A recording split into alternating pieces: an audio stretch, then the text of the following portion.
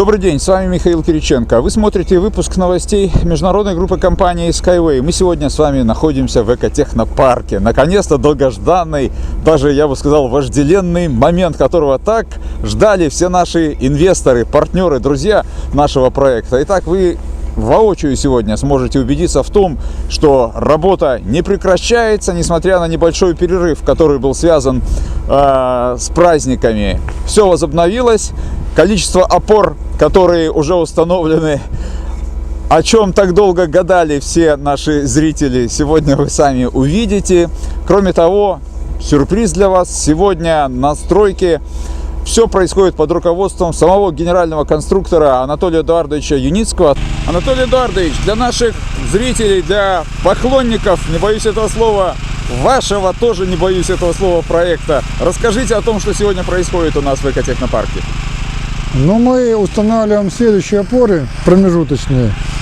Вот уже 2 установлено, сейчас 3-я и 4-я опора. Это за сегодняшний день имеется в виду? Да. И это начало скоростной трассы.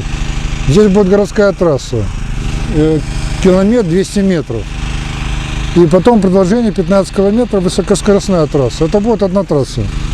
Но те 15 километров выйдут за пределы участка. Мы сейчас находимся на территории участка. Здесь будет 19 промежуточных опор стоять, с пролетом 50 метров. И на 108 метров пройдет сама трасса. При этом это будет 2 в 1. Сверху высокоскоростной транспорт, навесной, а снизу подвесной городской. А в будущем мы потом сделаем и высокоскоростной подвесной. Прекрасно. А сколько сейчас уже установлено опор? Наши постоянные зрители, которые следят, поклонники проекта, за обновлением новостей, все гадают. Кто-то там скажет: я был сегодня у Юницкого в конструкторском бюро, там стоит уже столько. Другой говорит: да нет, там, вот реально, скажите, сколько на сегодняшний день установок? Пролетит вертолет, сейчас снимет, можно будет посчитать. Так, небольшая интрига пусть будет. Их легко посчитать. Дело в том, что морозы сейчас, да, видите, сколько снега, были праздники новогодние, это, несколько график сбился, да, и сейчас вот будем, вот здесь под следующую опору, там яма выкопана, ее не видно, сейчас придется откапывать от снега, поэтому из-за вот таких вот обстоятельств, непрогнозируемых, да, несколько мы отстаем от графика, чуть-чуть. Мы наверстаем, и в январе уже все опоры промежуточные будут стоять. Прекрасный прогноз. А как вы оцениваете работу смежников, подрядчиков? Все идет по графику, в соответствии с финансированием работы.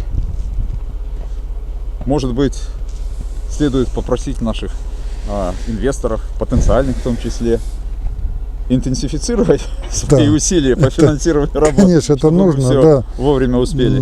Потому что, когда падает скорость строительства, растут накладные расходы.